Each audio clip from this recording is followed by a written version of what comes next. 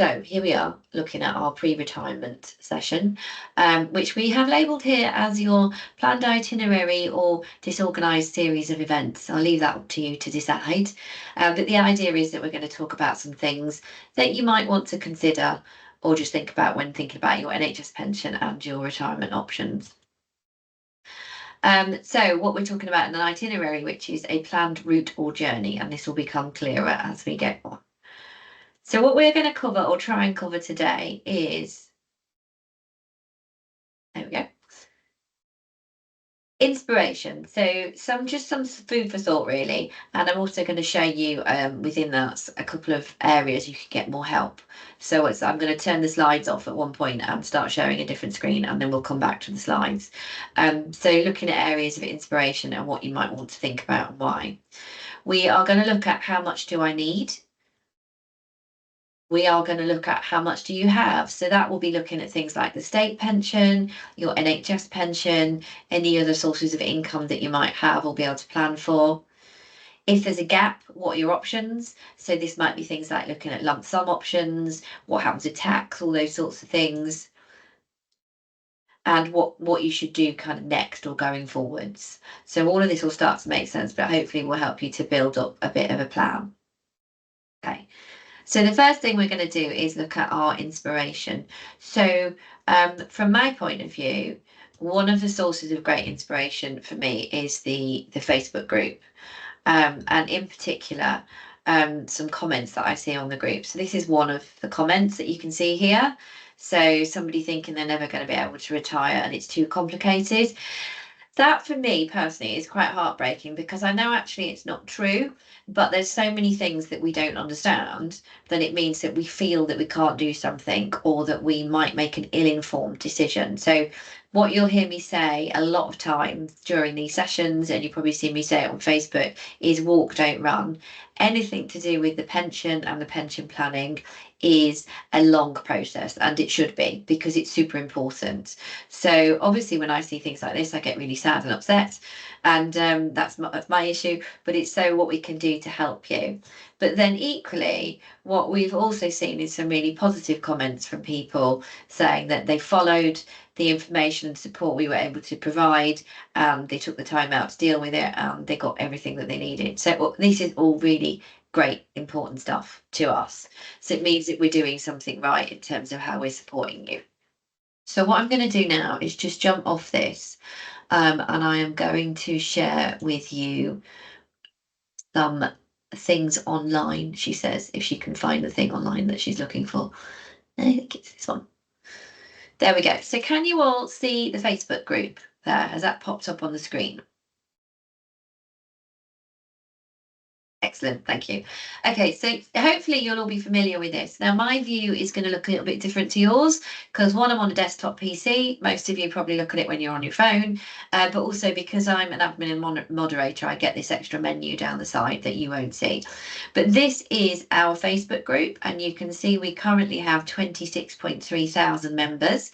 It is aimed at all public sector pension schemes, but the majority of members are actually NHS, as you would probably expect, just because the NHS is the biggest public sector pension scheme. The NHS is actually the biggest employer in Europe. I don't know if you knew that, but you currently have 1.5 million actively contributing members to the NHS pension scheme. So just on its sheer size, we would always expect to see more NHS members than any of the other schemes, and that's just kind of the way it is. But what you've got in here is a whole load of free accessible information, and there is a little search thing here, and you can click search, and let's say I want to look for partial retirement. If I can spell, that would help. So I would search partial retirement, and it will bring up all the posts we've had mentioning partial retirement. It will bring up these posts, which, as you can see, are posts that I have written. So you can read through the posts I've written and the videos I have done. You can read other people's questions and the answers. But it's a really good place to go using that search option to help you find information that you might be looking for. So you can do it for anything. So I've had about 472,000 questions today on pensionable pay.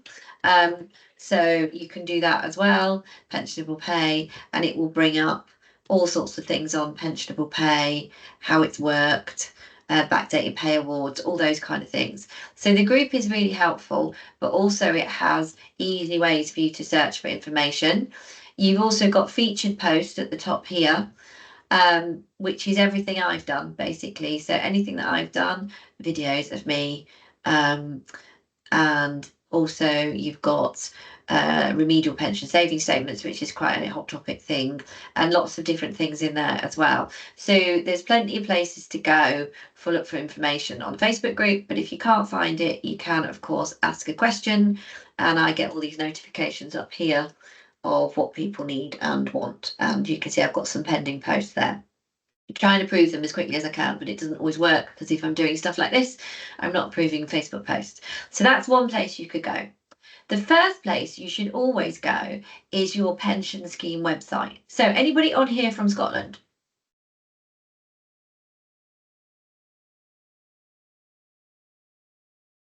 Hurrah! There we go. Some people from Scotland. Excellent. So you have SPPA. So SPPA are Scottish Public Pensions Agency, and they are the people responsible for your pension scheme. So you can see here, this little web link at the top is pensions.gov.scot/NHS. Literally, all I did was go into Google and type NHS Pensions Scotland, and this is what it brings up. So it gives you how your pension works, how your benefits are explained, any tax issues, ready for retirement. So look at that. Planning retirement, understanding how much you'll get, partial retirement, death benefits. So many things on the website that you can gain your forms. So anything about your retirement forms, etc. Loads and loads of stuff that you can get from your website, and it's all totally free and anybody can access. So, oh yeah, sorry, I will do. So SPPA Scotland, that's where you would go for your information, for your pension details. Okay, so it's absolutely a brilliant source of information. It's very underutilized. So do please use your pension scheme websites because that is what they are there to help you. Anybody on from NHS Pensions England and Wales? Of course you are. So you also have an NHS Pensions website, which is run by Business Services Authority. And you can see again at the top, this is NHS BSA and it's NHS Pensions. And you can also just Google NHS Pensions. And you can see you get presented with the main page and you want the member hub because you are a member of the pension scheme. So I'm just going to click on that. And again, sorry, I'm just going to scroll a little bit.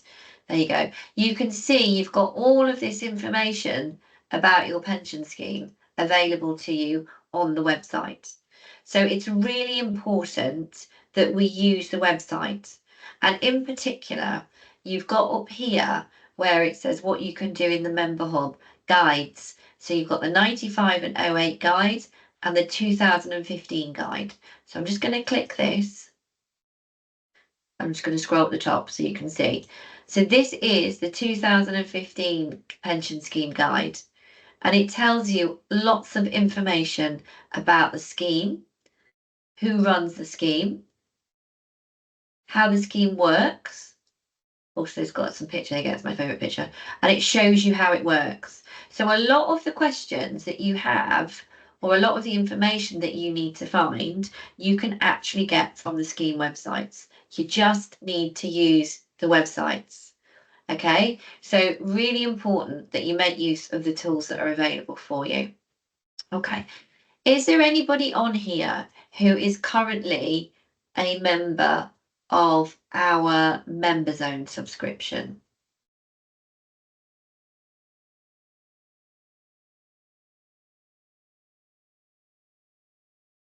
No, excellent. So that means I'm going to tell you something you don't know. Okay, so we know that whilst these websites are really helpful, they don't always tell you everything that you want to know. And sometimes it's quite tricky to find the stuff that you want or find examples of things. So we created specifically for NHS Pension Scheme members, Member Zone.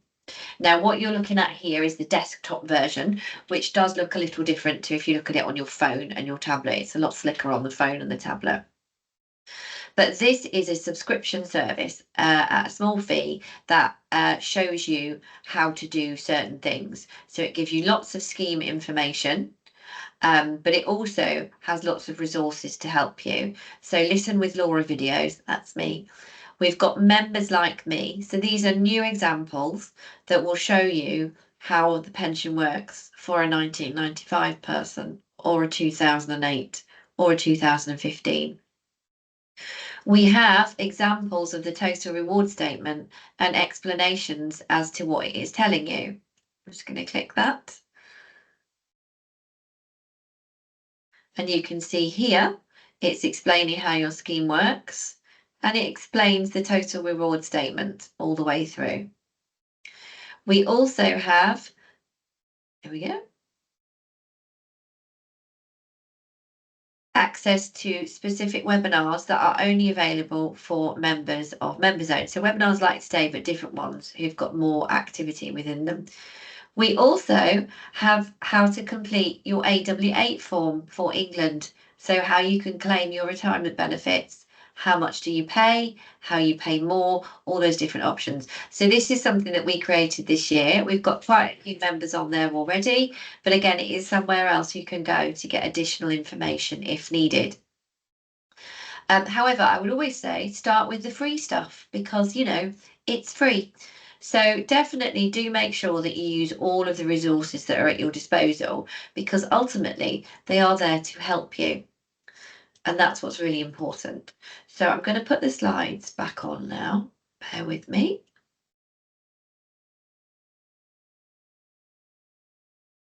Are the slides back? Can you just let me know? Excellent, thank you. So what's really important is that you need to take responsibility for your pension benefits. It's very easy to say, somebody didn't tell me something, but you actually, the thing is, harsh words, everyone, it's your pension. It's not your employer's pension. It's not NHS Pensions Agency's pension, it's your pension. And so you have to take responsibility for this as much as you can. Really easy for me to say because I know what I know, not so easy when you don't know. I totally appreciate that. So we probably need to set a few ground rules with ourselves. And the first thing is if you don't know something, then you probably don't know a lot of things. Does that make sense? So if you're saying to me, what is the pension age? We're going to talk about all that in a minute. That's quite a basic pension scheme thing. So if you don't know that, there are probably 87,000 other things that you don't know, but you don't know that you don't know them, which makes it more difficult. So you've got to really put the work in to find out the things that you need to. It's really important. Okay, yeah, if your slides have disappeared, just leave and rejoin and hopefully that will fix it out.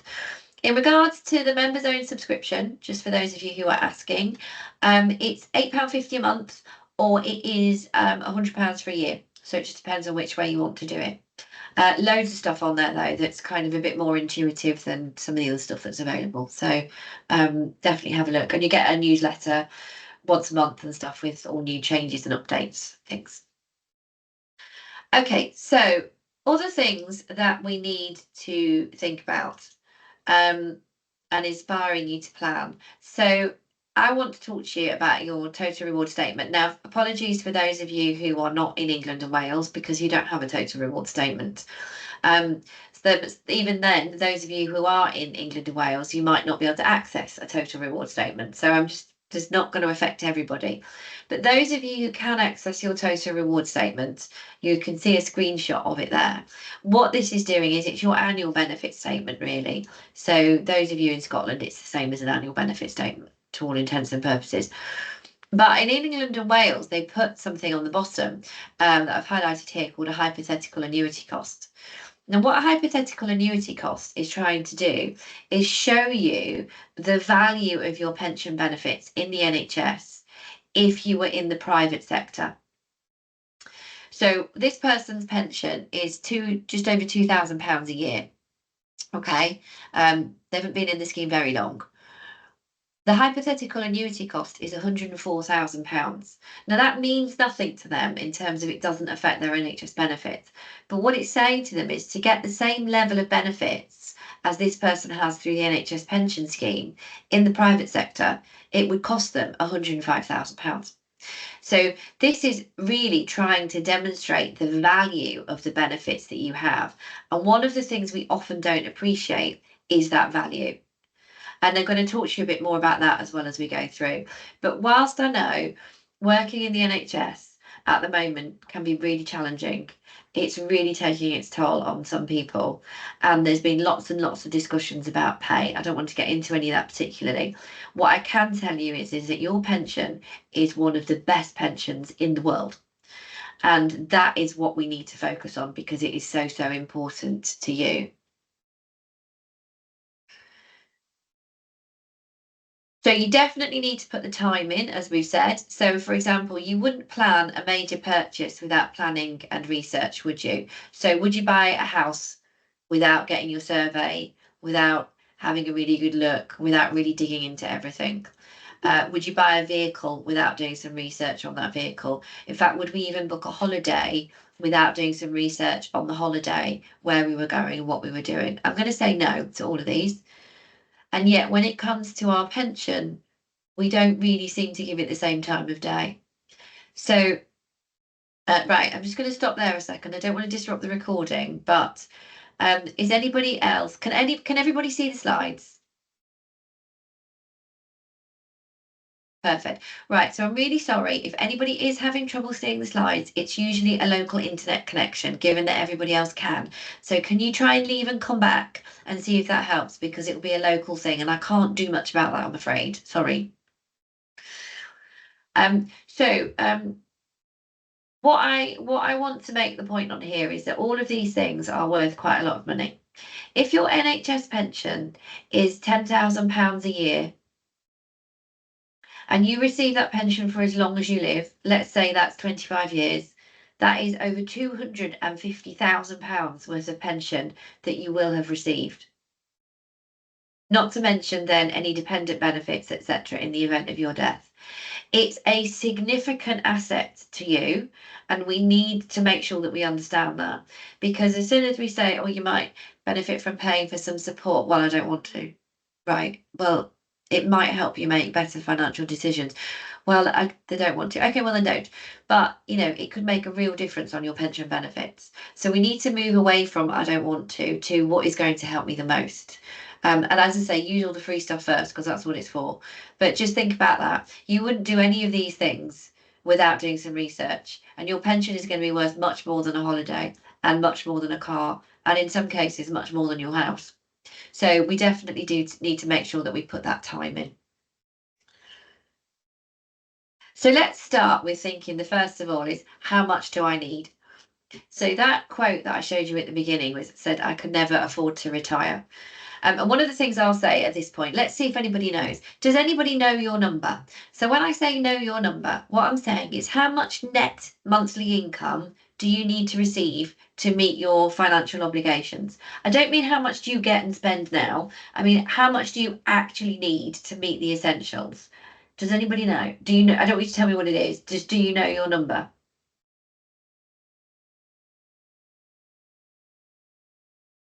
Yeah, excellent work. Because the amount of people who go, no, I'm like, right, well, we probably need to start there.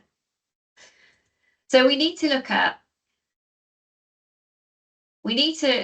really understand straight away that your pension is going to be less than your salary. It always is. Nobody's pension is the same as their salary. It wouldn't have been under any of the old schemes. It's not going to be under any of the new schemes. So just to give you an idea, originally in the 1995 section, the maximum you could build up was 40/80ths of your salary. 40/80ths is a half. So that was the maximum you could ever build up under the old scheme. You can actually build up more under the new scheme now than you could do before. So this is nothing to do with 2015 or not. This is just the way that pensions work. It will never be the same as your salary, but your deductions from salary are more. So when you get paid a salary, they take off income tax, they take off national insurance, you'll pay pension contributions, you might have to pay car parking and other things that you've got to work. So if you look at your payslip on the right hand side, it shows the deductions and you'll see all of those. When you receive your pension, the only deduction that you might have coming off your pension is income tax.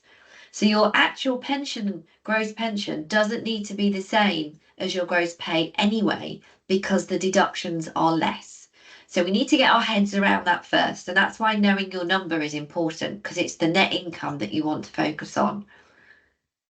Your spending habits are going to change. So the amount of money that you might need each month now, you probably won't need when you actually retire. For example, you might have paid the mortgage off, you might have offloaded the kids and cut them off financially by this point. You might have got rid of all other debts. You might not be travelling to work or have work related costs. So your spending habits are going to change, and we know that. That's kind of just what we see. So you need to use all of that to find out the number that is relatable to you so that you can know what you're working with. Because when you know that number, then you know what you're aiming for, and then you know what pension choices you can make. But until you know that number, it's really difficult.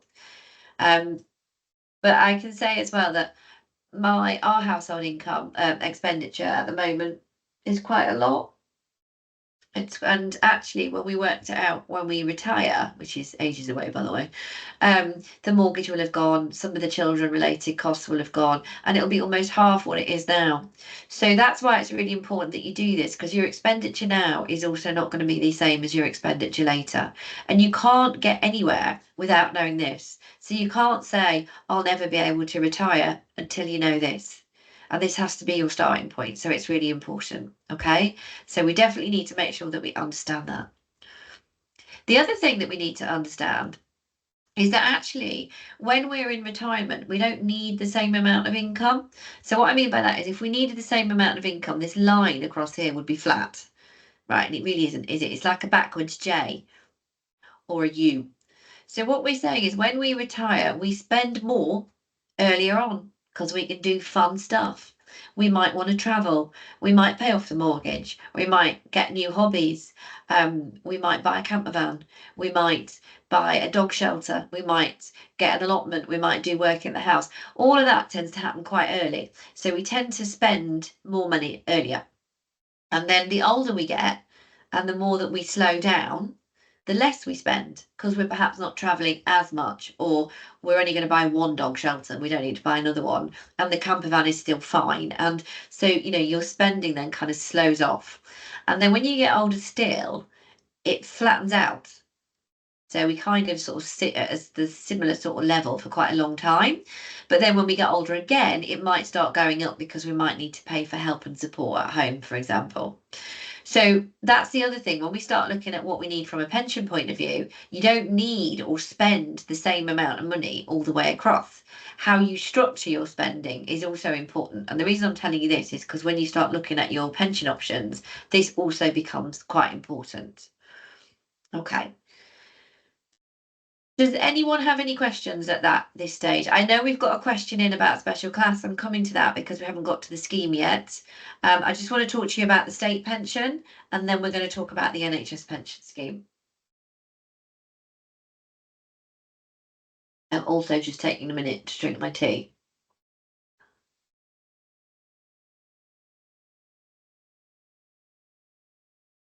Okay, I know this is all very dull because all you want to know about is the NHS pension, but no, you see, I am telling you things that I know that you need to know. This is important. Let's listen to Laura. Okay. So we've got to have sources of income from more than one place when we retire or take our pension. One of those is your state pension. So I'm going to get ready for the questions now because these are going to start. Your state pension is totally separate from your NHS pension. So it's paid in addition to your state pension, to your NHS pension, sorry. And it is payable from state pension age. Now, when you get the slides, this little black box here is a link, and you can click on that link and it will take you to the .gov gateway, and you can get a forecast of your state pension position. Highly recommend it because, of course, it's going to be a source of income in retirement, and you can't factor that into your planning until you know how much it is. Does anybody know how much the maximum state pension currently is per year? Then pop it in the chat box for me.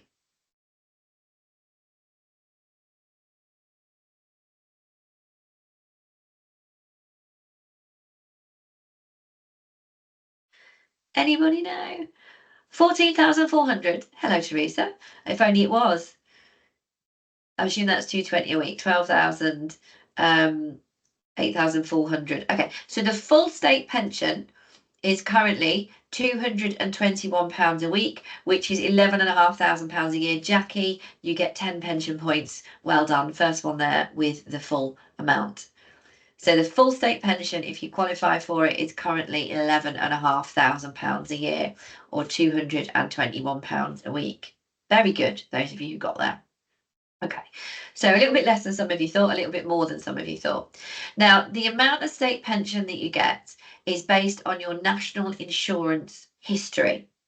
Okay, so under the current rules, which have been in place since 2016, you need to have the equivalent of 35 years of paying full rate national insurance contributions or credits. And if you have that, you will qualify for the full state pension amount. It goes up, Pauline, you're right, going up in April. It goes up every April. So the state pension is linked to something called the triple lock.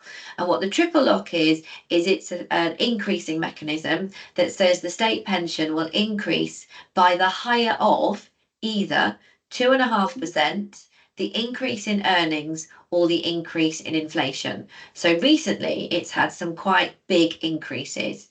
So in April 23, it went up by 10.1%. In April 24, it went up by 8.4%, I think it was. And then in April next year, I think it's going to go up by 4.9%. So it goes up every single year by the higher of 2.5% earnings or inflation. And that's what the triple lock is. You sometimes hear them refer to that. So it will never go up by anything less than 2.5%. So it will keep increasing. Now, why might you not have full state pension? Well, it might be that you were overseas for a bit, so you didn't pay national insurance. Maybe your earnings were very, very low, below the national insurance threshold. Maybe you were self-employed. Maybe you had just had some time out of work. Classic one that we see, obviously, generational with women who take time off to look after families. They sometimes have gaps.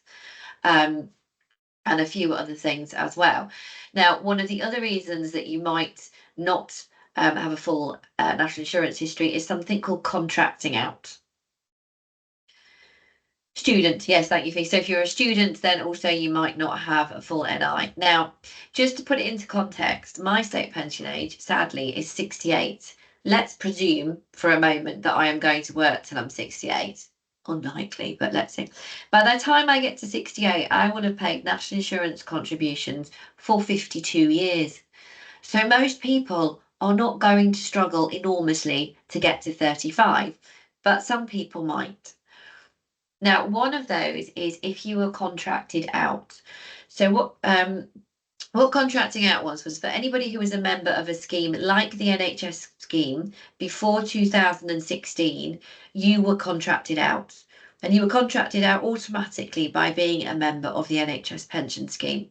And that meant that up until 2016, you paid less national insurance contributions. You paid category D instead of category A. So what that can mean is that now your state pension might not be the maximum, because 1 year at reduced rate does not equal 1 year at full rate. It's proportionate. So it's possible that you could have a slightly lower state pension due to contracting out. You can check this by looking at your forecast, which is why it's really important. But I would suspect that most people now, even with contracting out, would still have a full or very close to a full state pension, unless other things have been happening. There we go. So Teresa has checked, very good Teresa, and she has confirmed that although she's contracted out, she has a full NI contribution history. There you go. If you can't find your password, Jackie, for .gov.uk, I think there is a password reset option. So I think you'll have to use that, I'm afraid. It's nothing I can really help you with because it's not something we would get involved with. But you should be able to reset your password. So do use this, it's really important. Now, I know this income isn't going to come in till state pension age, which is 67, 68, depending on date of birth and things like that. So again, that will tell you your state pension age when you log on to the forecast. And you actually will probably want to retire before then, but it is another source of income that's going to come to you at some point. And again, you can factor that then into your planning. Just one last thing on state pension. Throw your questions in if you've got any. The state pension is classified as a benefit. It is a social security benefit. It has been a social security benefit since it came into its full existence in 1946 after World War II. And it is defined as such in the Social Security Act 1946. Some people think it was the previous government that made it a benefit. Incorrect. It's been like that forever. It's a contributory benefit, which means you have to have contributions or credits to get it, as we've just discussed, but it's a benefit nonetheless. Some of the other benefits in the benefit system are also contributory benefits. The reason this is important is because it means it can and it does change. So we've seen that with the increase in the state pension age. We've seen it with the changes they made with contracting out when they stopped that in 2016. So we need to be aware of that. So it is what it is. Any big changes obviously have to have in quite a big lead-in time, but we just need to be aware that it can and it does change. It's the most expensive benefit that we provide in the UK. The current cost is £110 billion a year to current state pensioners. That's what we're paying out. Your national insurance contributions are not building up in a nice little pot for you. They are in fact paying the pensions of the current state pensioners. So it operates on a pay-as-you-go basis. So again, we just need to be aware of that, and that's how it works. But definitely use your forecast because it's really important as part of your planning. Hello, Pauline. How much extra do you receive if you defer for a year? Not advice, Pauline, but no. 5%. So you can defer your state pension. You cannot take it early, but you can defer it. And it will be increased by an extra 5% for each full year that you defer it for. To my mind, that it would take you a long time to catch up with the pension that you could have had that you missed. So it doesn't always work for everybody.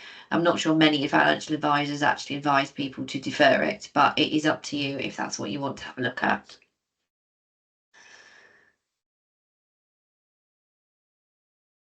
Anybody got any questions on the state pension?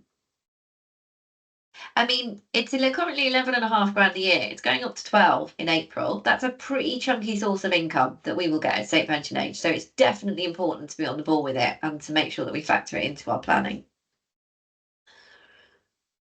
Right then, NHS pension. Are we good to go? Right. So NHS pension is what we call a defined benefit pension scheme. When you can see on the slide there, it says DB. It's often abbreviated to DB. So defined benefit means that the benefit is predetermined or predefined by a formula. So what that means is that the pension has a specific formula that links to your salary and pay, and that calculates your pension for you. So it's not based on the contributions that you pay, it's based on the formula. Okay, and we've got 3 sections currently in the NHS pension scheme. We have 95, 2008, and also 2015. And they are all defined benefit sections because they all have a formula that calculates the pension for us. So let's talk about that. So 1995 and 2008 are what we call final pay or final salary sections. And that means that the pension that you receive from these sections are calculated using your pay and your service. And you can see we've got fractions here. We've got 1/80th and 1/60th. And on the other slide, we've got 1/54th. So the fraction is also known as the accrual rate, and it's just the rate at which the pension benefits build up. It's maths, basically. So for 1995, we've got 1/80th, we've got final pensionable pay. Right, everybody, strap in, listen, because I end up repeating this 872,000 times a webinar. The final pensionable pay is linked to your current pay. Even though you're now in the 2015 section, it is still linked to your current pay. It is also the full-time equivalent pay. So if you reduce your hours now, it does not affect your 1995 section or 2008 because they both use full-time equivalent pay. Okay, very important. We also use your pensionable service. Now, your pensionable service is the length of time that you've been in this scheme or section for, but reduced for any part-time working or unpaid leave. So quite often I'll get a question saying, it says I've got 20 years, but I've been in the scheme for 25 years. Were you part-time? Yes, probably why. Or it says it stops at March 22. Yes, because you're now in 2015. So the service is the length of time that you've been in this section for, reduced for part-time working or unpaid leave. So the way that we calculate the pension, and this is what you can see on your statements, is 1 divided by 80 times by the full-time equivalent pay times by your service. And that gives you an annual pension amount. So if that is £10,000, that would be £10,000 per year that you receive whilst you are retired. The 1995 also provides a lump sum of 3 times the pension. So if my pension is £10,000 a year, then my lump sum is 3 times that at 30,000. You have the option to swap some pension for a higher lump sum, and I'm going to talk to you about that later. 2008 is very similar.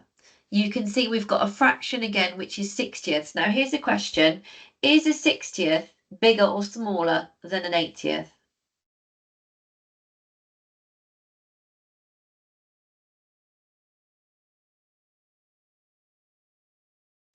That's GCSE maths coming into its own here, isn't it? Okay, excellent. Well done, everyone. It is bigger. Let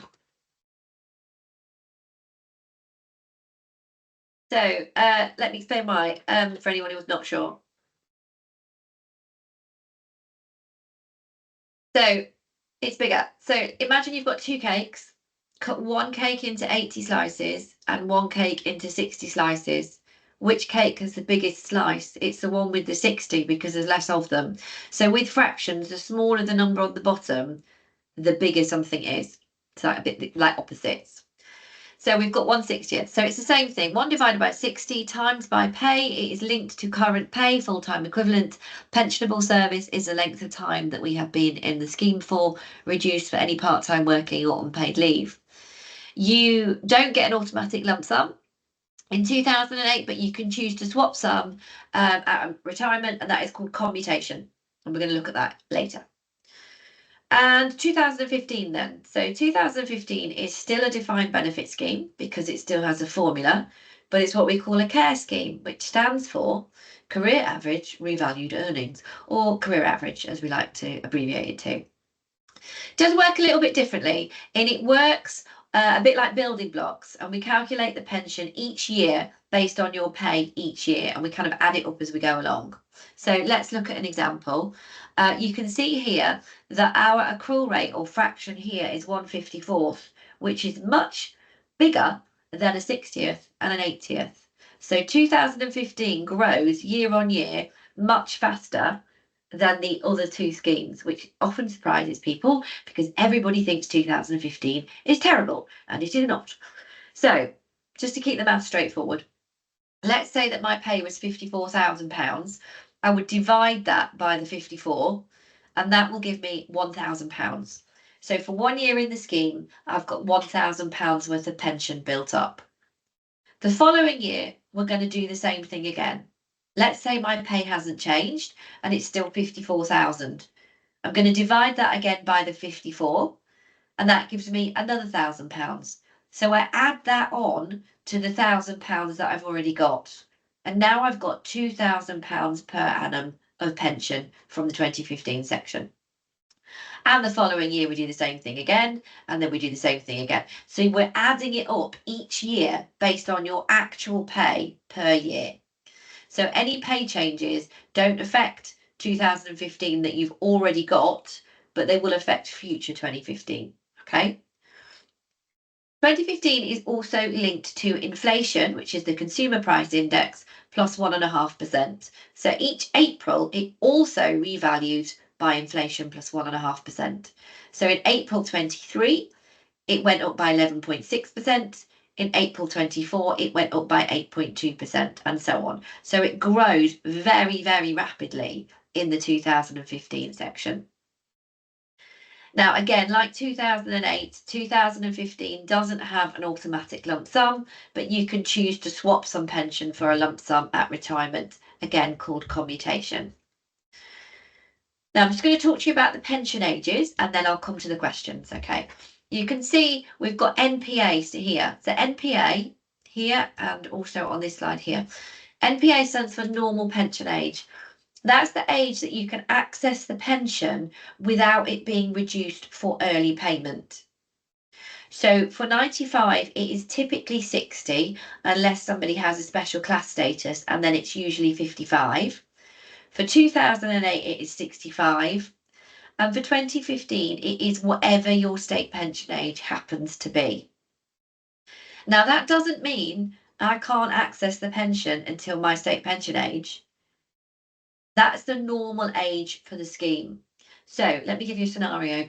Hello, NHS pensions. Hello, Laura. I would like to take my 2015 pension at 60, please. Okay, that's fine. Thank you. But your normal pension age is 67. Yes, I know. I would like to take it at 60. Okay, so you can do that, but we thought we were going to pay it to you at 67, so we were going to pay you £10,000 a year at 67. Yeah. But you want it 7 years early. Yeah. So we're not going to pay you £10,000 a year now. We're going to pay you £8,000 a year instead. Okay, that's fine. Because I'm having it for more years. So that's known as early retirement or an early retirement factor. So if you want to take the pension early, you can, and it gets reduced because you're going to be receiving it for more years. So what I often say to people is don't fixate on the pension age. Don't think, oh, I can't take the pension till I'm 107 or whatever the state pension age happens to be. Look at what you want to do and can you afford to do it? There's no point in kind of dwelling on it because remember, this has grown quicker than the other sections anyway. So it is reduced for taking it early, but we're reducing a higher amount to start with. So look at the numbers, not the age, and then work out if you can do what you want to do. That's what's really important here. And that's why it's so important that we understand it. Okay, questions. I'm coming to you. Maria, should you defer your state pension if you're still working? Well, you can, but again, you're then just not claiming benefits that you're entitled to. Yes, you will pay tax on it, but if you pay 20% tax on it, you're still getting 80% of it. Whereas if you don't claim it, you're not getting any of it. And it does get uplifted, but only by that 5%. So you have to think about how long it would take you to claw that back. Uday, hello. In the latest reward statement, they give a value of your pension in the 95 scheme updated till March 22. Correct. This figure grows every year, doesn't it? Correct. So the end value when you draw it at 60 is higher. Correct. How much does it grow by? Is there an annual formula for growth? So Uday, I'm just looking at your title here. Am I right in thinking that you are a GP practitioner member or are you a standard officer member? Because the answer is different depending on which. Whilst we're waiting for that to come in. Hello, Megan. GP, there we go. Right, sorry, I do. Yeah, so if you're a GP practitioner, your 95 benefits build up very much like the 2015 section in that it's a career average. So each year it will keep increasing at the same rate as 2015 Uday, which is the increase in the consumer price index plus 1.5%. So it will just keep revaluing like that until you put the pension benefits into payment. Okay, let's have a look.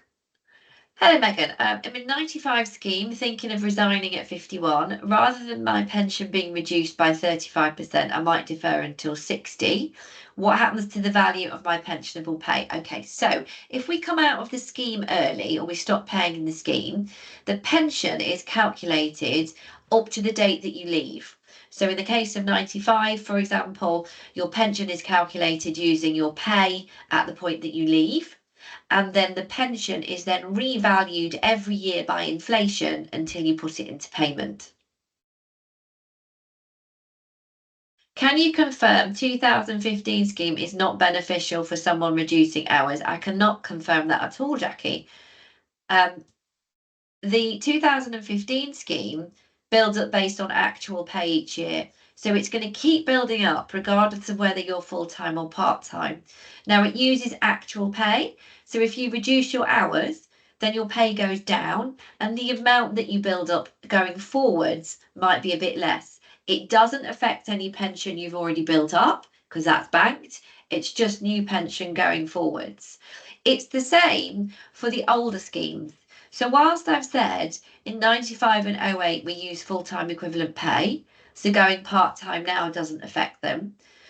The reason is because new pension is in 2015. If you were part-time whilst actively in 95, whilst we used full-time pay, the service that we use, remember, is reduced for part-time working. So in all of the sections, whenever you've been part-time, that has impacted on the pension. I'm not covering ill health as standard fee, but give me a shout towards the end if we've got time and I can cover that off for you. Not doing partial retirement yet, Teresa. I'm going to come on to that in a second. Maria, if I leave the NHS at 64 but defer taking the pension until normal pension age, does it make a difference? So the early retirement factor is based on the pension being paid to you for a longer period of time. So if you leave the pension early, but don't take the pension until pension age, it's not reduced. It will just be calculated up to the date of leaving, revalued by inflation. The reduction is where it's physically being paid to you for more years.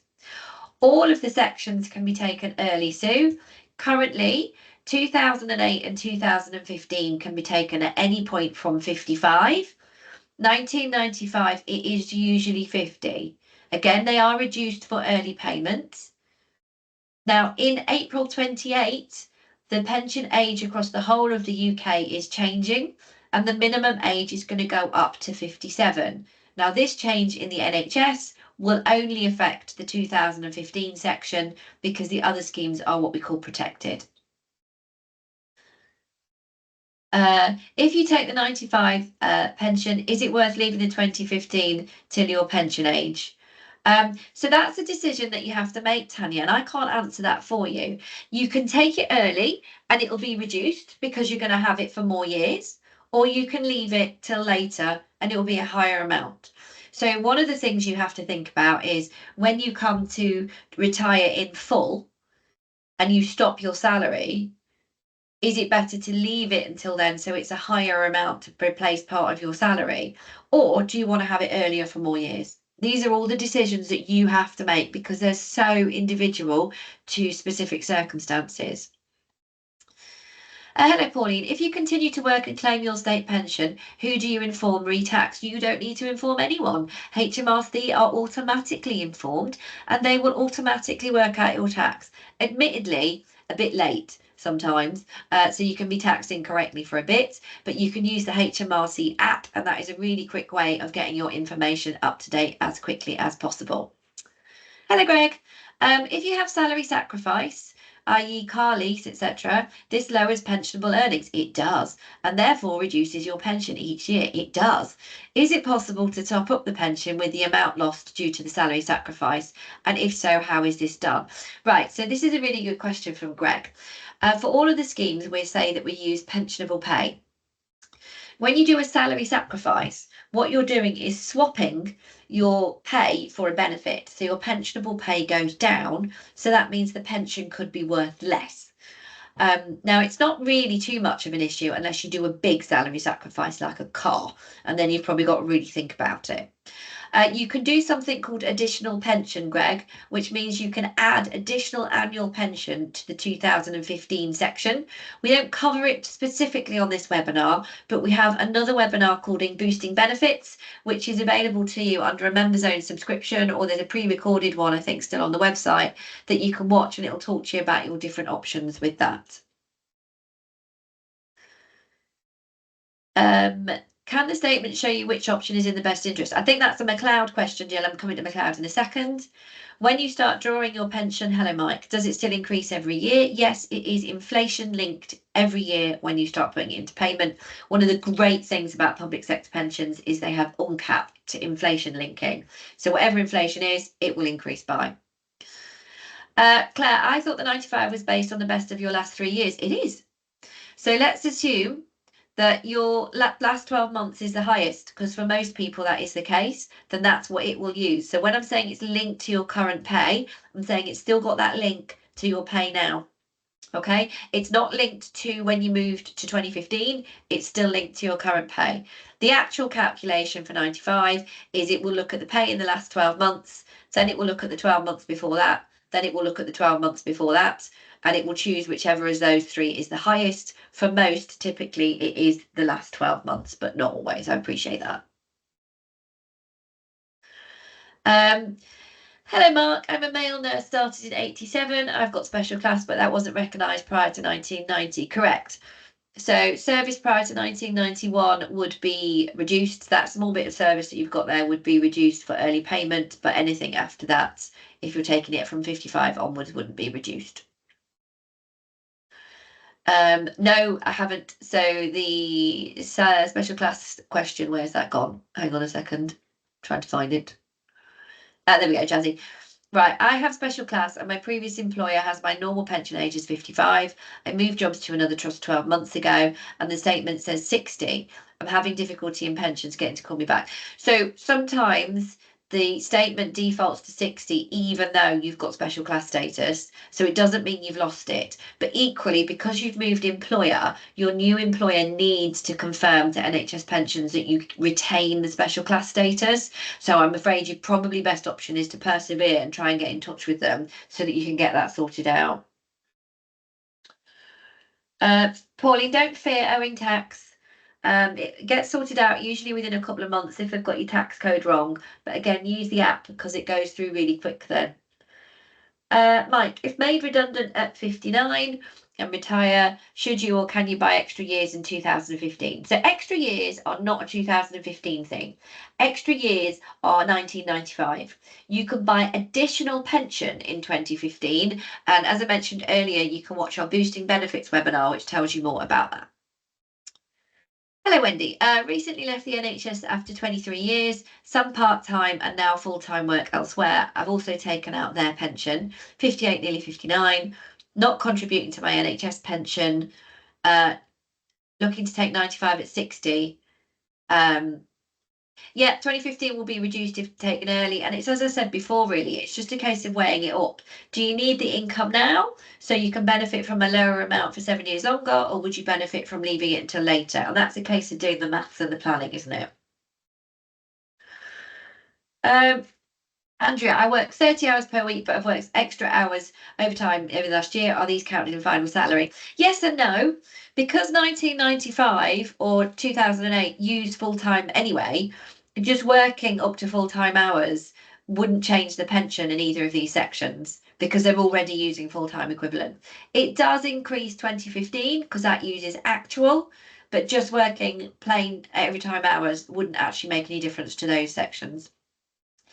Trudy, a special class status is a special status that applies to certain physios, nurses, midwives who joined the pension scheme before March 1995. There is a fact sheet on it online. You can find out more about that. Pensionable pay includes any overtime up to full-time equivalent pay. Unsocial hours, it includes on-call allowance and a few other bits and pieces. But as I've just mentioned there, because these sections use full-time equivalent anyway, it doesn't make a lot of difference to these sections, although unsocial does. You are welcome. Coming to lump sums later. Mary, does your total reward statement take into account the salary sacrifices that you've had? Yes, Claire, it should do because they get your pensionable pay figure. Okay, Karen, I'm going to come back to that because that's not relevant to what I'm doing now, if that's all right. Okay, perfect. Right, let's talk about McLeod then, because it's like a hot topic. Who's heard of McLeod or the McLeod remedy? Oh, there we go. Excellent. Who knows what it means for them? Some yes, some no. Okay. Um, with regards to getting special class reinstated, is it best to go to pensions or your employer? Your employer, because your employer has to provide evidence to NHS pensions of your special class status. So always go through the employer. I had MHO but was turned down when I changed jobs despite no major change in role. Is it worth pursuing? I would pursue that if there was no major change in jobs. Get the MHO fact sheet and go and pursue away. I would definitely do that. Right. So McLeod. So McLeod is all about the introduction of the 2015 scheme. Now, it's important to note that it does not just affect the NHS pension scheme, it is a public sector pension scheme issue. So, really, it's not the fault of NHS pensions, okay? And that's really important to understand. So, back in 2010, there was a government review of all of the public sector pension schemes, so NHS, teachers, police, fire, judges, civil service, and so on. And the outcome of that review was something called the Hutton Report. And that report was looking at things like longevity, sustainability, fairness, and so on. And that report recommended that they introduce new sections into the public sector pension schemes called care schemes, which we now know as the 2015 section. So all of the public sector pension schemes introduced a new section. It also said in that report, please also introduce them all at the same time for all members. And for reasons that involved unions, they didn't. So they phased the transition in. So when they originally introduced the 2015 scheme, not everybody was moved into it. So if at April 2012 you had more than 13 and a half years to your normal pension age, then you would have immediately been moved into the 2015 scheme and you had no choice about that. It was a mandatory move. If you had between 10 and 13 and a half years to your normal pension age, then you would have been moved into the 2015 section, but possibly at a later date based on your date of birth, sometime between 2015 and 2022. So 2018, for example. And if you were within 10 years of your normal pension age, then you didn't move at all. You were left in your original section. So pension points up for grabs. What is the problem with this? Can anybody see the issue?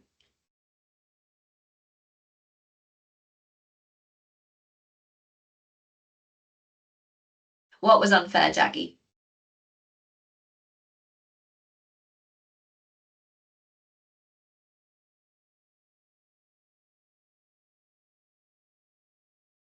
Anybody know what the problem was? No, not to do with anybody but benefiting more than anybody else. Thank you. And exactly that, age discrimination. So what we need to do is get the bee out of our bonnet that the 2015 is pants, because it really, really isn't. And I can't stress this to you enough. The problem, though, was age discrimination. So because the age of somebody determined whether they did, didn't, or when they moved, they can't do that. It's not allowed. So Judge McLeod was a member of the Judicial Pension Scheme, and she took the Judicial Pension Scheme to court. Always makes me laugh because if anyone's going to know, she is, isn't she? And that's where we get the name the McLeod ruling, because it's named after the case. It's not the overriding judge in the case, it was the actual person that brought the claim. So that claim was that the way in which the pension scheme had been introduced was discriminatory on grounds of age, and after long protracted legalness, in July 2019, the Court of Appeal agreed with that position, and since then, Treasury Department in central government are tasked with removing the age discrimination, which is what we know as the McLeod judgment or the McLeod remedy. Okay, so central government issue, not NHS pensions specific issue. So, as we said, before the judgment, a significant proportion of the membership were automatically moved into the 2015 section in April 15, or some may have moved a bit later, depending on their date of birth. So what has happened now is something called rollback. So rollback means that you will have been rolled back so that you will have been continued in your original section, whether that was 1995 or 2008, up to the 31st of March 2022. And then the date that you will have joined the 2015 section is the 1st of April 22.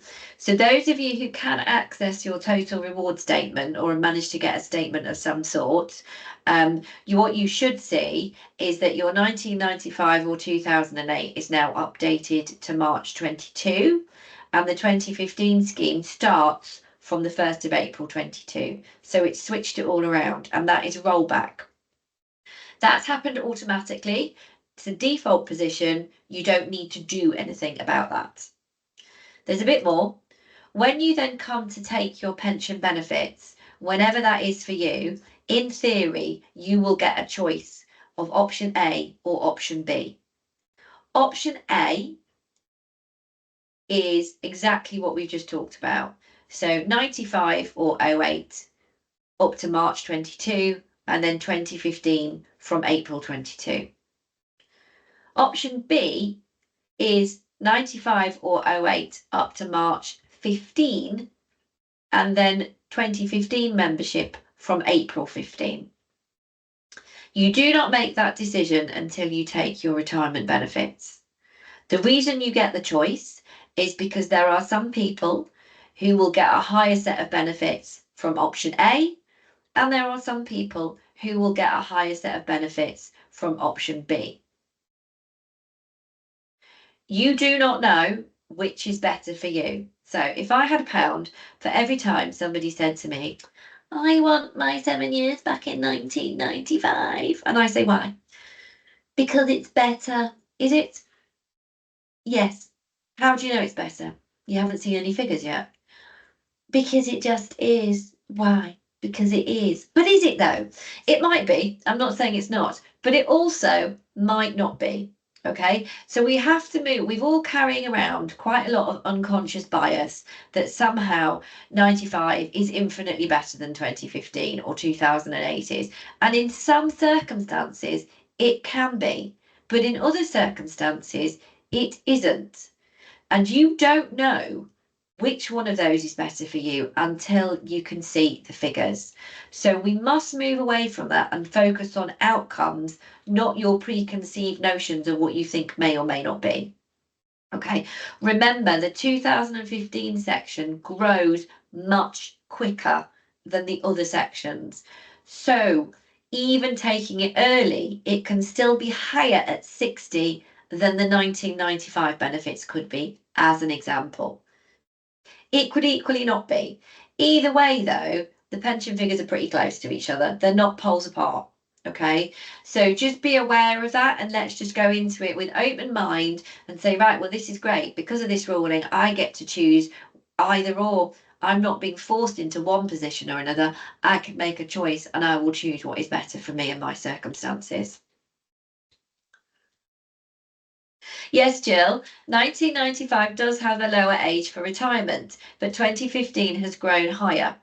So, for example, my 2015 might be much higher than my 95, but my 2015 says you can take it at 67. So if I take it at 60, it is reduced, but I'm reducing a higher amount to start with. So I could still have more in the 2015 section at 60 than the 1995 would be. The problem that we've got is, and I'm not having to go at Jill because she's a great question, but it's what Jill's just demonstrated there is that what we do is we go, oh, later retirement age, oh, it's reduced, oh, so it's worse. But you're reducing a bigger number to start with. So it doesn't mean it's going to be worse, does it? It might be. Not again, I'm not saying it isn't, but I'm saying you can't assume that it is or it isn't until you can see the figures. Does that make sense? You cannot assume. I've done so much modelling for people, and I have seen scenarios where either option is better. It also might be that you don't want all of the 95 at 60 because you carry on working. So you just take the up to 15 option because then you're going to get a higher set of benefits later. All of these things are what you need to factor into your decision making. But unless you are open-minded about that, you could lead yourself down a path where you make an ill-informed decision and you do yourself out of hundreds of pounds worth of pension every year. So we really must need to go into it with open eyes and just look at our own circumstances. It's so, so important. Let me come to the questions. Is the choice after you've completed the retirement forms? Right, Louise, this is a really good question around timing. So let's pretend everything is sorted and is working beautifully. You should get this as part of your retirement estimate, so before you fill the forms in. However, we are not working beautifully at the moment. So at the moment, NHS pensions are currently unable to provide both options to somebody at the time of retirement. So you're automatically getting the rollback position, option A. They are going to write to you retrospectively with the other option. So they would effectively say, hello, Louise, you retired with option A, here is option B, what would you like to do? And presumably you would pick whichever is higher. So you would either stick with option A because it's better, or you would choose option B because it's better. But you presumably wouldn't choose an option that was worse. I'm struggling to see a scenario where we would do that. So at the moment, no, but it should be happening. The intention is that the total reward statement will also show both options from 2025, but obviously at the moment it's just showing rollback. So Jazzy, option A is original section 95 or up to March 22 and then 2015. Option B 95 up to March 15 and then 2015 from April 15. Okay, so the two options. So yeah, Caroline, I think I've covered that. Caroline's asking, do you get the decision that retirement you should do short term? That's not happening. Just to give you an idea, all of the schemes are kind of lumbered a bit of a bum deal with this, really. So the legislation that enabled them to implement McLeod was put into place in October 23. So they've only just had just over 12 months at this. For a scheme the size of the NHS, this is significant. And one of the things they've got to do is go back and revisit anybody who's already retired since April 15, or the benefits for anybody who's died, ill health retirements, and so on, because of course they also get the second option. In the NHS pension scheme alone, it's over 400,000 cases. And in fact, where we are now, we're probably tipping more towards 500,000 cases. That's what their priority is. And they've got to get writing to these people and recalculating their benefits. So they're trying to do that. They're trying to deal with tax issues. They're trying to deal with normal service. They are really coming under it, the criticism, quite a lot on this. And in my opinion, quite rightly on some stuff, not so much on others. So they're doing their very best, but it is going to take them some time because of the scale of what it is that they're trying to work through. Teresa, hello. Is McLeod decision best talked through with a pensions expert? As a pensions expert, I would say yes. But only because there are different things to consider. Taking it all at one point, taking some of it later. What do you want to do here? What's your option there? Partial retirement, lump sum, no lump sum tax. There's quite a lot in there to pick through. Now, in certain circumstances, you might be able to claim back some of the fee for using an expert through something called the cost claim back scheme. NHS pensions are making an allowance of up to £500 to claim back where you've needed to use an expert to help you with some McLeod options. Now they make the rules and they review whether somebody meets the criteria for that yet, and it's not something I can promise, but there is potential that you could do that in certain circumstances. Jackie, if it's based on actual pay rather than full-time equivalent, 2015 is surely worse. I dropped to part-time about 10 years ago. Okay, Jackie, let's go with this. I'm going to put something in the chat so you can watch. So if you dropped part-time about 10 years ago, you had some in the 1995 section, okay? Let's say, for argument's sake, you worked 30 hours instead of 37.5. So for 1 year, in the 95 section, when you were part-time, you wouldn't have got 1 year of service. You would have got 0.8 because you were working part-time. So in 95, the service is reduced for part-time working. It uses full-time pay, part-time service. In 2015, we use actual pay, which is part-time. The net effect is the same thing. Service is reduced in 95, actual pay is reduced in 2015, gives you the same sort of outcome. The difference only is the rate at which the benefits build up. The reason I'm saying now that it doesn't matter if you change your hours for 95 is because you're not adding service to 95 anymore. That is done because you're in 2015. So whether you were part-time in 2015 or part-time in 95, the same thing happens. Something is reduced to take account of the part-time working. Does that make sense? Can everybody see that? Yeah, okay, perfect. Mike, do you have to take the 95 and 2015 at the same time, or one at 60 and the other at 67? Mike, did you nod off? Shall I just come back? You don't have to take them at the normal pension ages. You can take them at the normal pension ages. You don't have to wait until 60 or 67. You can take them earlier. They would be reduced for early payment. Both schemes are separate. You can take them totally separately to each other. You choose what you do with your pension, and these are your pension choices to make. Hello, Uday. If your salary is higher for each of those years from 2015 to 2022, isn't 2015 scheme the better option to consider at retirement if it grows much quicker? Potentially, yes. And that's why the comparison calc is really important, because inflation's been higher than pay, it's growing with higher pay, it's growing with inflation. And that's why we need to do the comparison calc. I think I've covered that one. I've covered that one.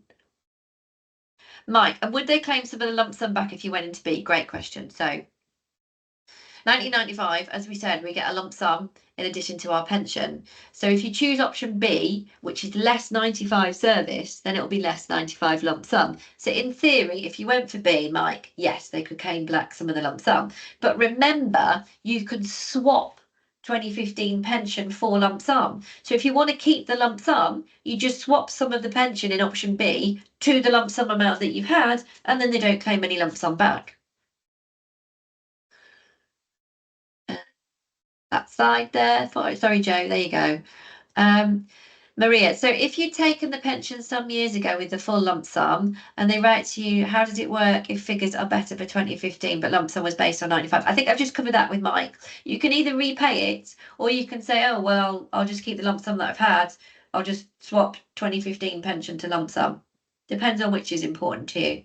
But if in theory you could have an overpayment and you might have to pay it back, and you could enter a repayment plan or something if you wanted to do that. Excellent. Are we all right with McLeod then? It's hard because I appreciate something that already felt complicated now suddenly feels a lot more complicated. The thing is, walk, don't run, remember, bite-sized chunks, take your time with it. That's the important thing. So it's an iterative process. It's never, we'll come on a webinar that Laura delivers and suddenly know everything, because that's not how it works. You've got to remember, me and the people in my team have been working on this sort of stuff for 25 years. So you're never going to know it from a couple of webinars, but the help is there for you. Hello, Lucy. I'm looking at work-life balance, so reducing hours at 55 and taking 95, continuing to pay into 2015 and possibly take at 60, aware both are reduced but hoping to get a good few years of life. Exactly, Lucy. And that's a real solid personal choice. And that's exactly the sorts of things that people need to be doing. Tremendous. Right, very quickly, I just want to show you the total reward statements. Now, apologies again to those of you who don't have it. However, you will have an annual statement, hopefully, or previous annual statements that you can look at. So I know they look a bit different, but the information it's giving you is pretty much the same. So I'm just very quickly going to show you a 1995 statement where you've got two sections. You'll have a statement for each, because remember, they're separate schemes with separate benefits.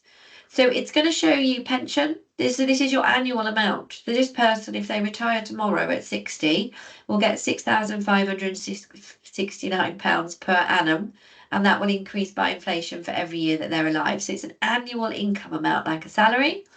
This would be their tax-free lump sum. The adult dependent pension is in the event of death.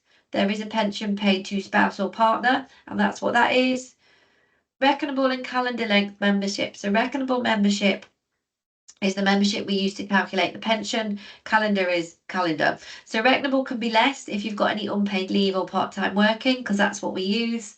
hypothetical annuity costs we talked about earlier. And then there's another example that says, oh, you can take a higher lump sum. We're going to look at that in a second.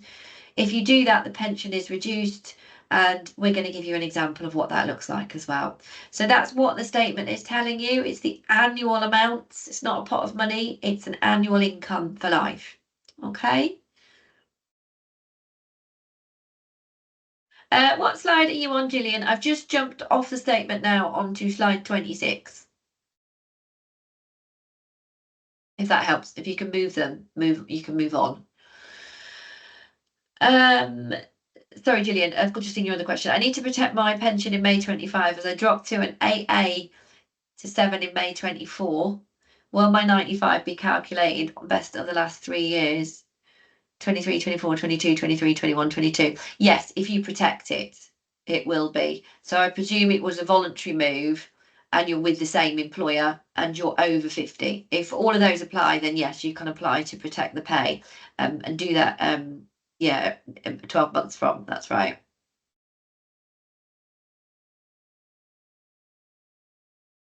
Perfect. Right, let's talk about lump sum. So as I've mentioned, 95 gives you a standard lump sum. The other two sections don't.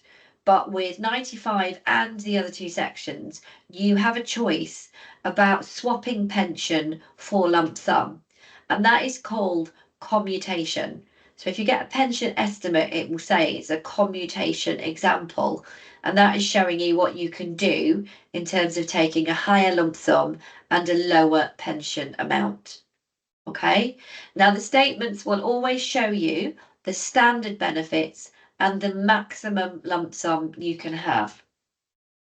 You can take any lump sum amount between the standard and the maximum. So it's not an either or.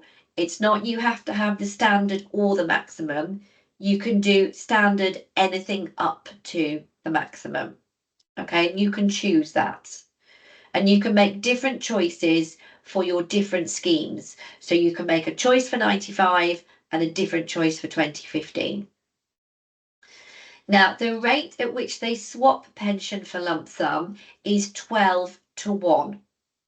So what that means, if we forget about all the complicated things that I'll bring in a second, is that if I live and receive my pension for more than 12 years, I potentially would have had better value for money by taking the higher pension and the lower lump sum because it's 12 to 1. Okay. However, obviously, it being pensions, it's a bit more complicated than that. Lump sum is tax-free. Pension is subject to income tax, but pension also increases by inflation when in payment. So roughly speaking, as a 20% taxpayer, it's probably more like 15 years of receiving pension before you kind of break through that.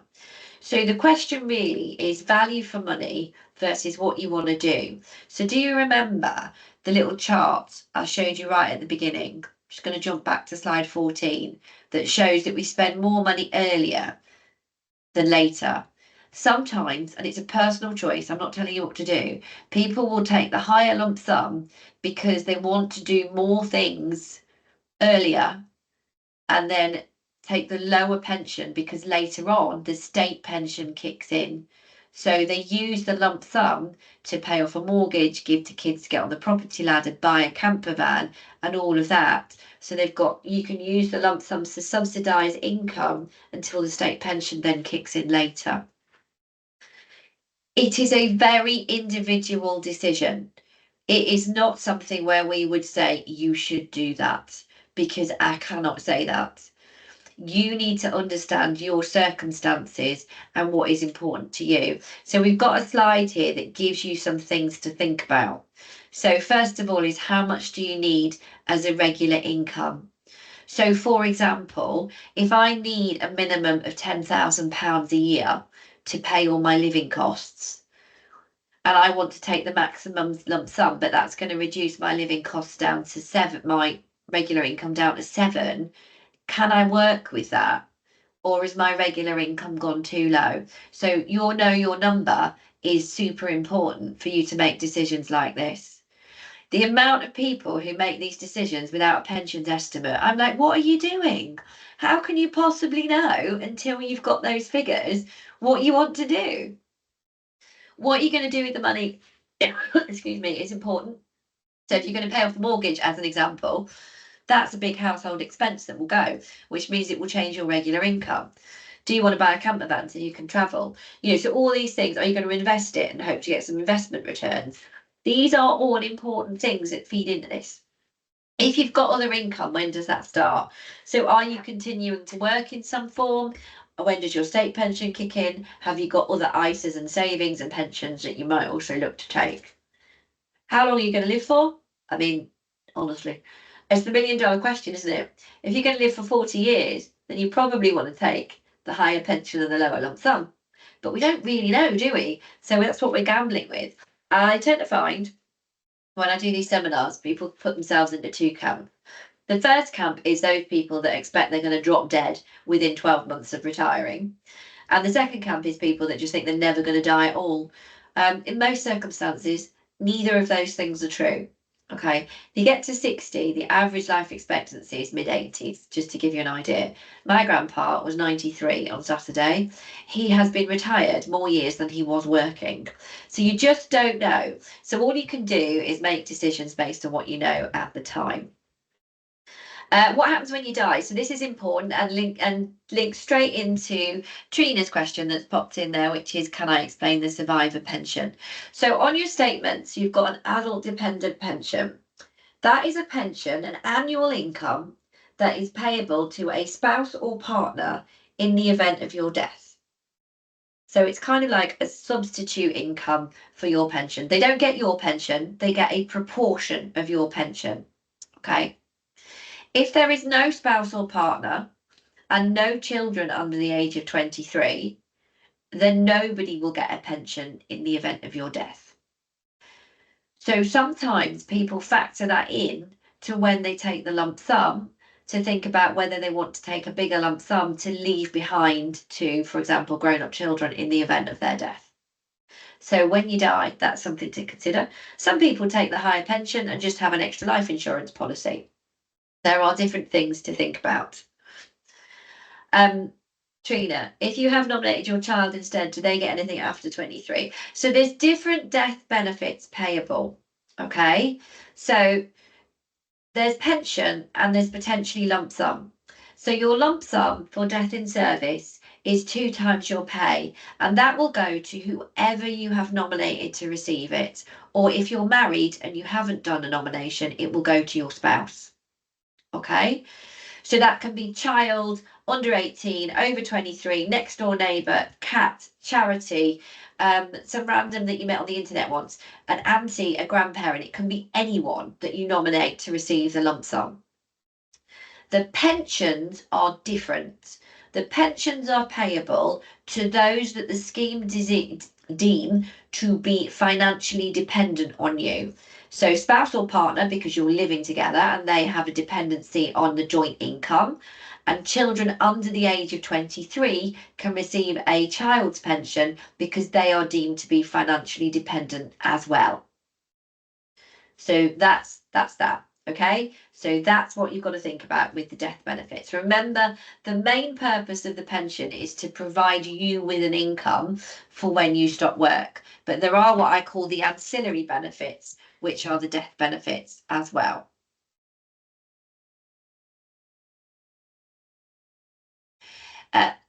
Amanda, your nominee doesn't receive the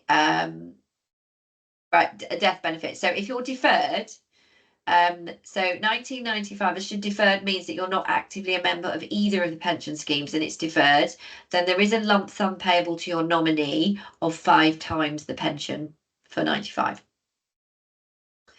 Teresa, does taking a higher lump sum affect survivor pension benefits? Great question. No, it just affects your pension benefits.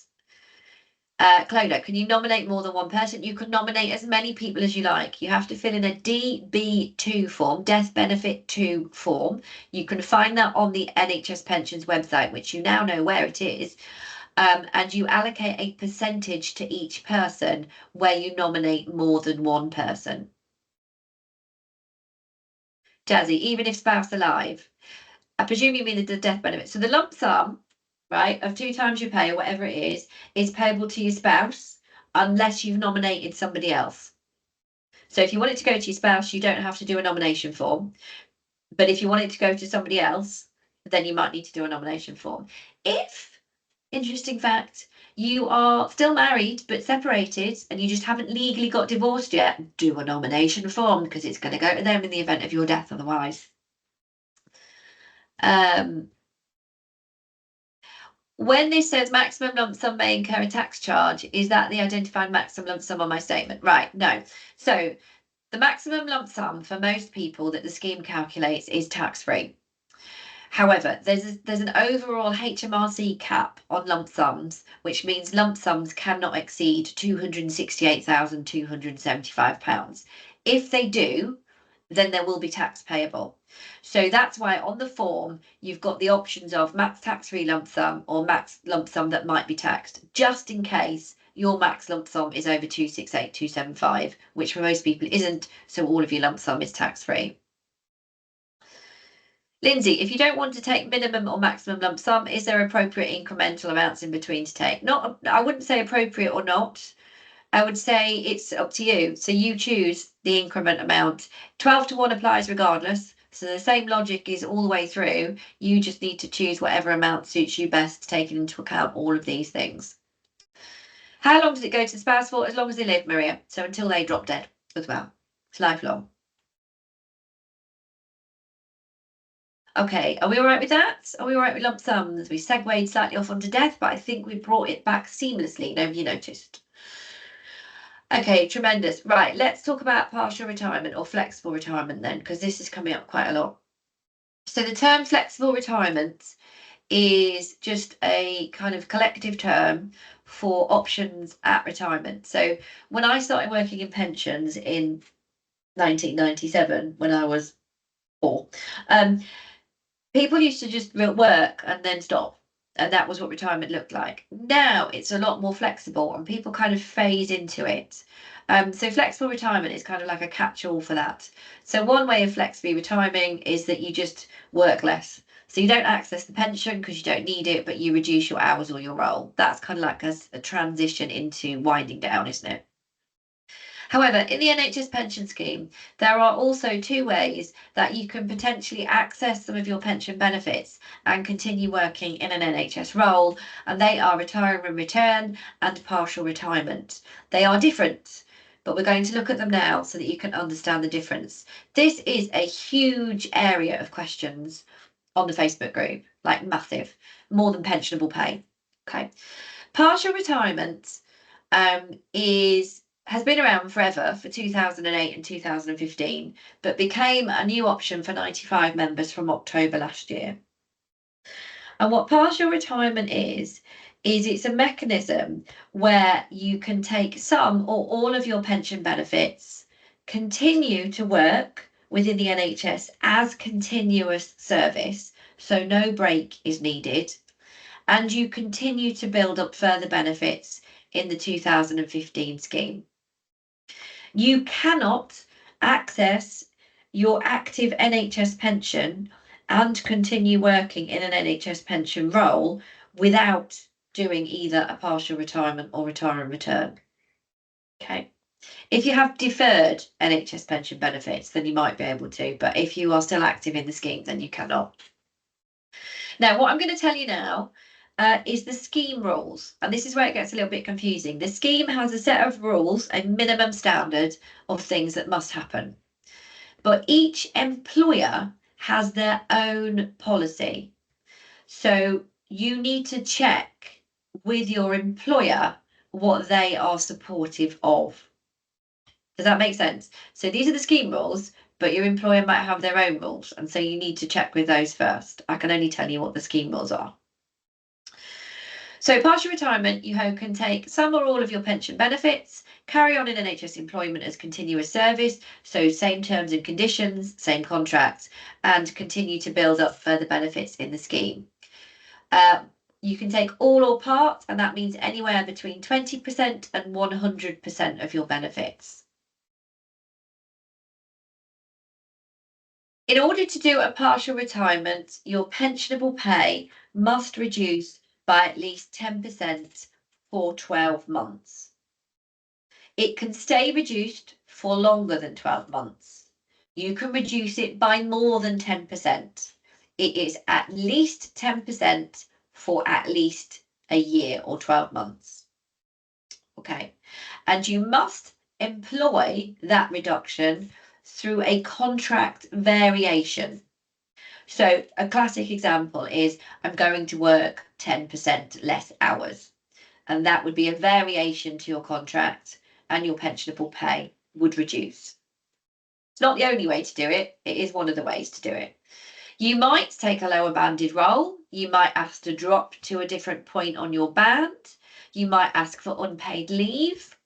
You might ask if you can have some of your pay as non-pensionable or a split contract. Anything like that, in theory, is possible. But each employer, as I said, has their own policy on this. And you need to get a copy of the partial retirement policy and the flexible working policy, because any request to reduce your working pattern is a flexible working request. It is within your right to ask to change your working hours, but your employer does not have to agree if they cannot. So it needs to go through the full flexible working policy. So you must get a copy of that. Jill, I have the NHS pension but work in local authority. Same rules apply, Jill. Pension scheme rules are no different, but you do need to talk to your employer about what their policy is on this. Is that before retirement date or from? Which bit, Andrea? When it's reduced?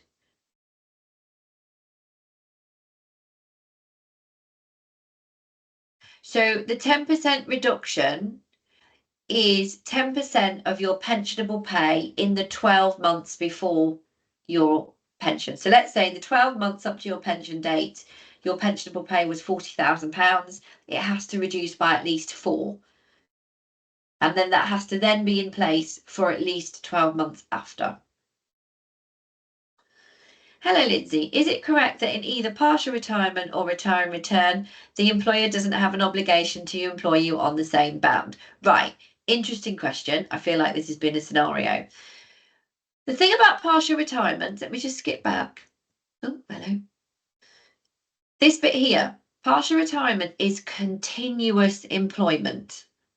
Okay, so therefore, your terms and conditions should not change. So they should not change your band unless you ask. So I know some people have said, I'm midpoint band 6. I want to do partial retirement. Can I drop back to the start of the band so I get my 10% reduction, for example? That can be an agreement between you and your employer. They cannot change your fundamental terms and conditions for a partial retirement. So they cannot say you can't have the same banded job. What they can do though is if you say to them, I'm currently full-time, I want to go part-time, they can say, we can't support that in your current role because, but we could support it if you were in a lower banded role. So it's about the justification, but they can absolutely decline. Yes, 100%. It's their discretion. And that's why you need to go through the proper flexible working process, because you want to be able to have the appeals process if they say no. There's no point in doing local conversations with local managers. There's a lot of that happening. And then what happens is then it gets to HR or payroll and they say no, or it's not been agreed correctly. So you have to do it through a proper formal process. It's really important. Peggy, does partial apply to Northern Ireland? It does. So partial came in a bit later for Northern Ireland. It came in on the 1st of April this year. So although it's in law though, Northern Ireland have not quite got their act together and they don't have the processes or forms in place yet. So as far as I know, or whilst in theory it does apply, they haven't got anybody doing partial because they don't have the processes in place yet. Sorry.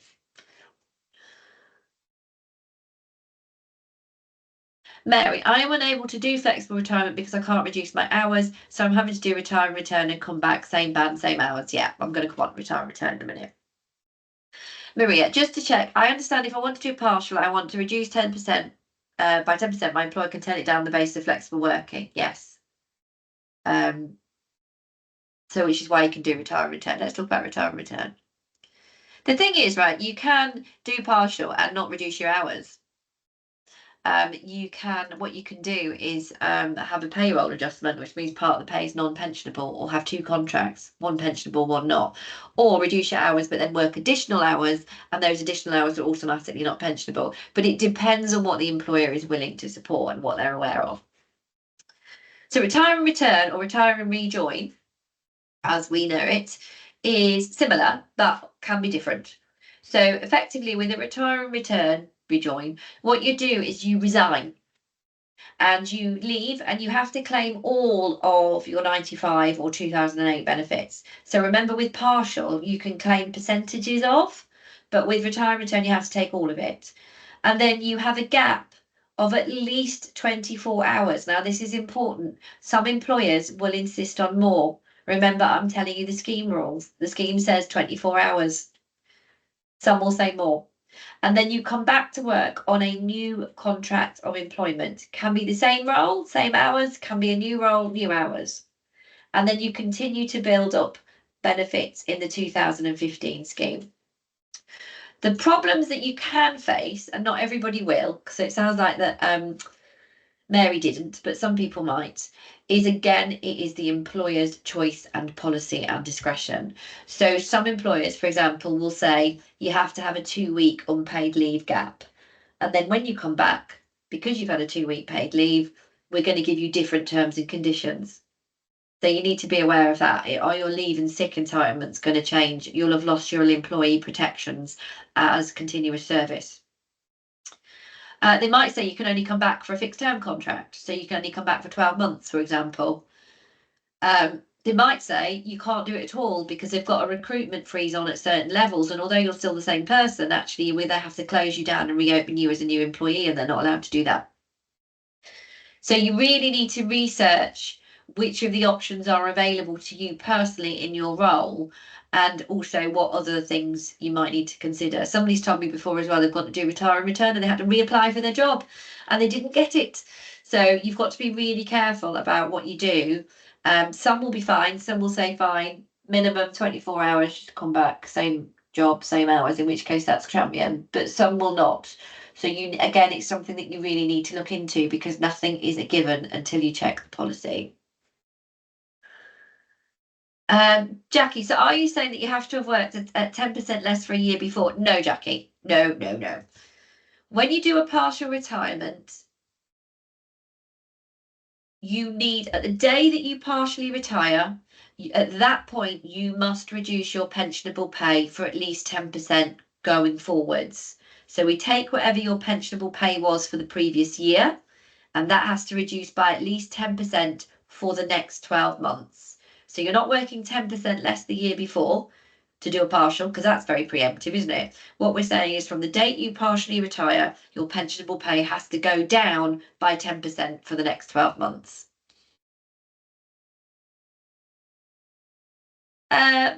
Maria, if you have a deferred 95 section, can you take this without the 10% hours reduction? Yes. So where you are deferred, and it has been deferred for more than 5 years, it's totally separate from your current benefits. So you can just take the pension.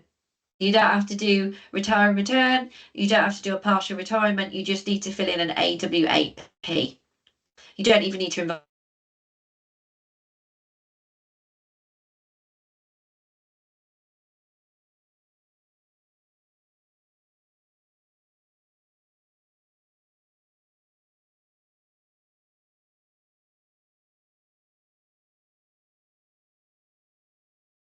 Oh, did I go and have I come back? It went a bit weird. Yeah, sorry. Hello. Can you all hear me now?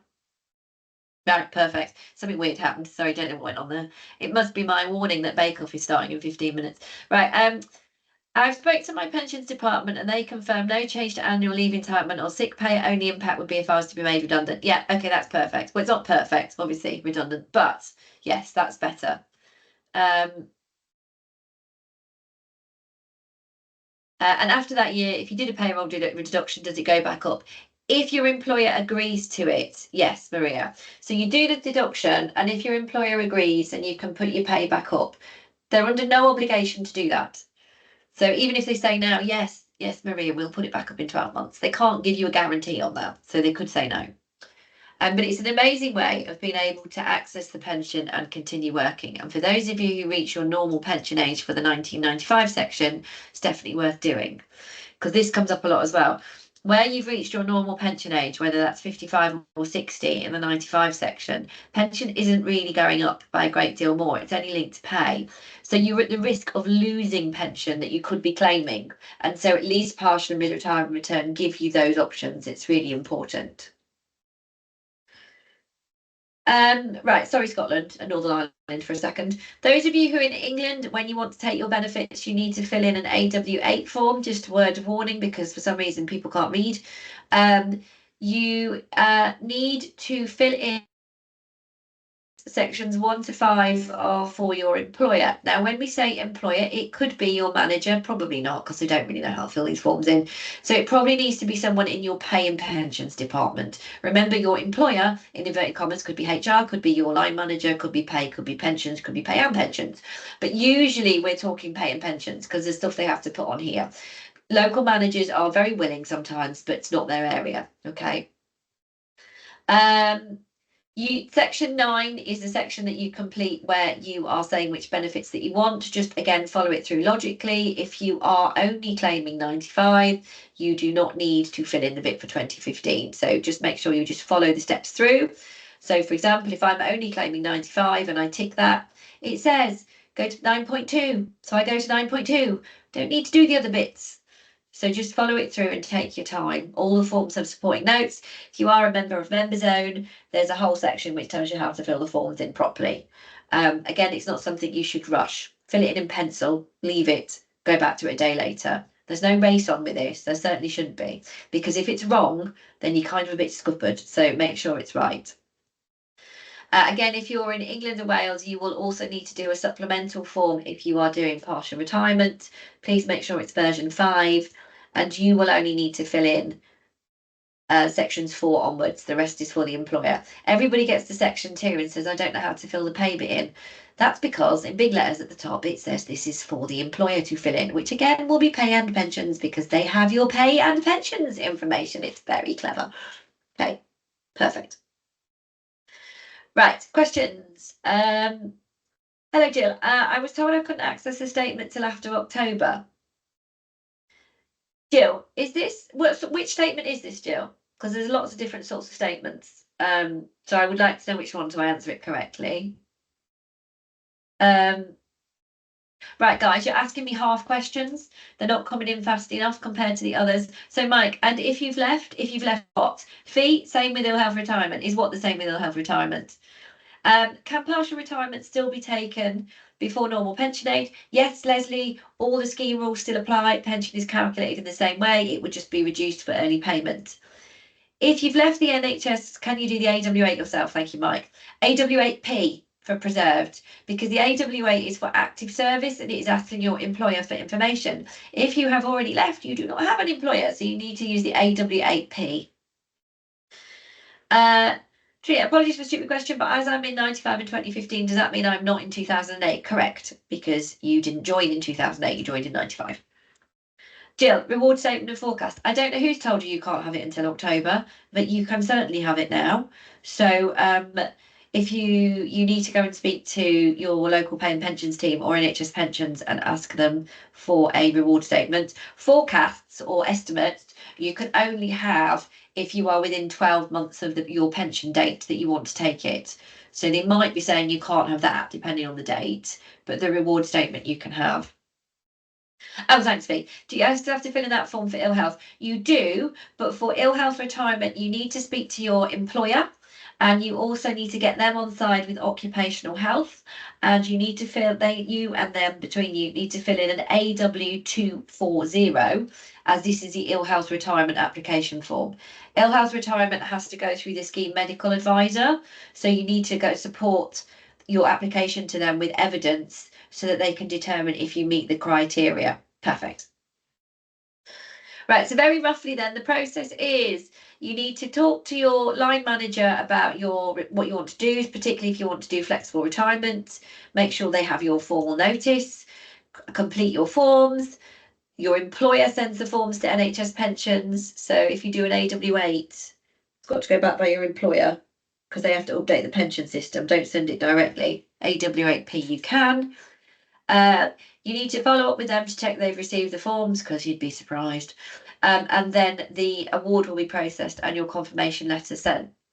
So you will probably not get a letter until your pension has been processed. So the forms will go in and you will hear nothing forever and a day because they will only send you the letter once the award has been processed.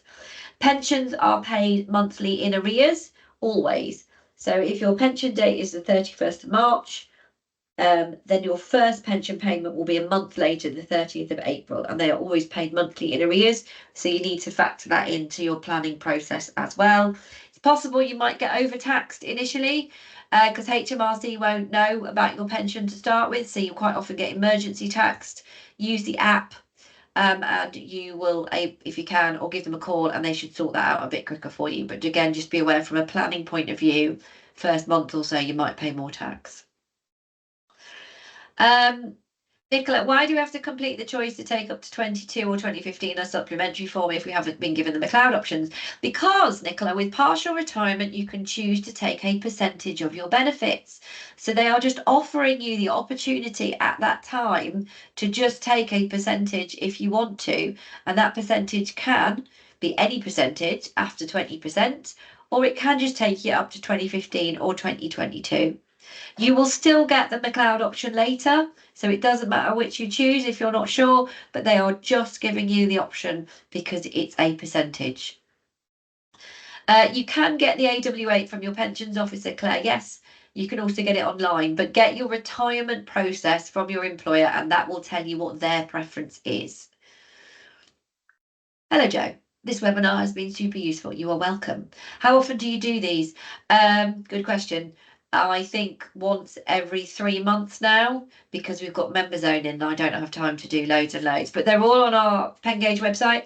So pengage.co.uk/webinars, they're all on there. Again, if you are a member of member zone, there are more webinars because I'm roughly doing one a month, just so that you know. Wendy, I'm missing hours, so filling in the form, but I'm assuming due to McLeod extra work, my pension estimate could be delayed. It could be, and if you're missing hours, you need to provide them evidence of the missing hours. So get that in as well. So previous pay slips, information from your employer, etc. Alison, I applied for an estimate in Scotland in August, but I've only just been told it'll be another 40 days. I need to apply for 6 months before. In December, is there anything we can do with the estimate? So yes, in Scotland, they've got loads of modelers online. So go onto your SPPA website, go to retirement section, and you will find there are calculators on there, and you can use that, and it will give you your estimate. You're welcome, Peggy. How much notice is recommended? So NHS pensions need your forms 3 months before your pension date. Okay, your employer needs them before that because they need to do whatever they do at their end, and it varies. Some employers are saying please give them the form 6 months beforehand. Some are saying 5, some are saying 4. So you need your policy just to check. Member zone, I'll send you a link. Want to partially retire in March, is that too soon? So you need to get your forms in end of December, Jackie, to NHS pensions, but it needs to go via your employer. I would be doing them now. I know, Bake Off, 4 minutes, guys. I'm going to miss the start. Sorry, Natalie, I did miss that. You're quite right. Reduced from band 8 to 7 at 56 with pay protected for 3 years, 1 year at band 7 until retirement under 95 scheme at 60. Is actual pay or band salary used as best of last 3 years? Actual. If you've got protected pay, it will use the protected pay, but you might want to apply to protect your pensionable pay at a higher level because it's actual. You're welcome. You're welcome. You're welcome. Right, very quickly, a couple of other things before I rudely disappear. You might also be entitled to other benefits when you just receive your pension income because, as we said earlier, it's quite low. well, it could be quite low compared to your pay. There's a calculator, this is a link, called Entitled To. And you can use that and it will tell you if you're entitled to claim any other benefits or support. So definitely do that as well, because this is, you paid into tax and NI for your entire life. This is exactly what it's for, to shoulder that. So make sure you use that as well, so you are claiming what you need. There are some extra slides at the back about ways in which you can manage your budgets and things like that, because to know your number, you need to make sure you've got your finances in order. So you need to look at getting your estimates, compare how much you need versus how much you have, pay off any debts where possible. You don't want to go into retirement with any debt, because you want to be in the strongest financial position. Be strict on your budgeting, not so that you don't have a fun time, but so that you can do the things that you want to do. Stop unnecessary spending, because we all do it. Tappy tap tap. Look at where your other income comes from, and then just make sure you understand your overall position and check any other income you might be entitled to. And these are my contact details as well. So very whistle stop tour. Lots we didn't do, lots we did, probably quite enough. May need to go and lie down in a dark room with some wine, but definitely do just process it all, really. I think that's all you can do, and mull it over, and then come back again and come back on another webinar. You absolutely can. I'm just going to find the link for you for Members Own, because somebody has asked. I don't want it to log me in though, because that would be upsetting. There we go. Right. So I'm just going to put in the chat box a link to where you can find more information out about the Member Zone and how to sign up if you want to. But it's just going to give you a bit more detail. And there's a little YouTube video on there of me again, just talking to you through it so you can see. I'm sorry, thank you very much for all of you lovely feedback. That's really kind. I'm not being rude by skipping it. I'm just trying to see if I've missed any questions. Catriona, remedial pension savings statement recalculation indicates my pension exceeds the annual allowance. Where should I seek advice? Come hither, come find us, and we can help you. So let me just, sorry, slide. Yeah, come to us, and there's a contact form on our page, and we can help you with that. And you might be able to claim the feedback as well, which is always handy. What week is it in Bake Off this week? Does anybody know? Excellent. Thank you, everyone. Really good to hear that everybody's found it helpful. I know it's a quarter-final, isn't it? Missed it last week as well. Why did I miss it last week? Oh, something irritating was happening. Yeah, definitely. I'm recording it. I'm going to stop the recording in a second. Give me a couple of days to get that up. Definitely watch it again. Come on another one if you need to. You're not restricted to the number that you come to. And remember, it's an iterative process, so you've just got to take your time with it, and use all the free resources available to you as well. Perfect. Right, stopping recording, everybody.